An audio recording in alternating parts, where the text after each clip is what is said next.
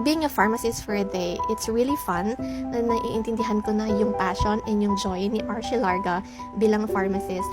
Hi kids, this is an iron and this is a vitamins. So I became a pharmacist of the day sa isang organization sa Tondo kung saan we did a medical mission para sa mga batang tinutulungan ng organization na yon. Before that, of course, meron kaming mga preparations, so meron kaming mga pag-arrange ng mga iba't ibang klaseng gamot.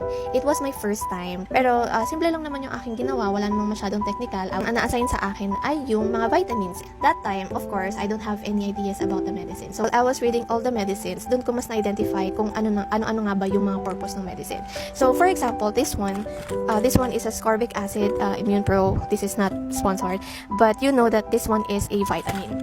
Kasi, nakasulat, vitamin mineral. So, while the other medicines naman, of course, I don't have any ideas. Like this one, example, iron, saan ko to isi-segregate, but then nakasulat dito, like, anti-anemic. So, that helped me to segregate all the medicines na ina-arrange namin. So, meron doon mga anti-vertigo, meron doon mga so many terms.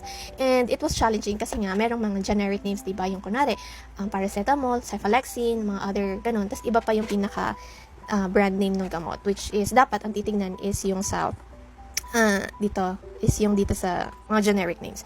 So, sobrang hirap yung tandaan for a day, diba? As we were arranging it. But dahil merong mga nakasulat na hemantic or mga anti-anemic like that, it helps me to segregate them. So that time, they were asking me, bakit ang dami mong alam sa gamot?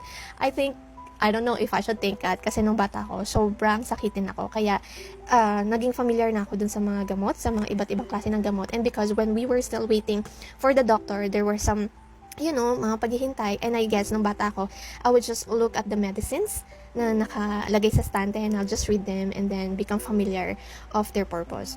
Being a pharmacist for a day, it's really fun na naiintindihan ko na yung passion and yung joy ni Archie Larga bilang pharmacist. So that is my story being a pharmacist for a day sa isang medical mission. I hope I made sense or I said the right thing because sobrang dami kong sinasabi dito, but I hope that you do that as well.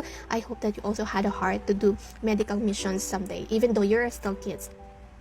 Start exposing yourself in this kind of activities that helps people. Anyway, so yun lang kids. Bye!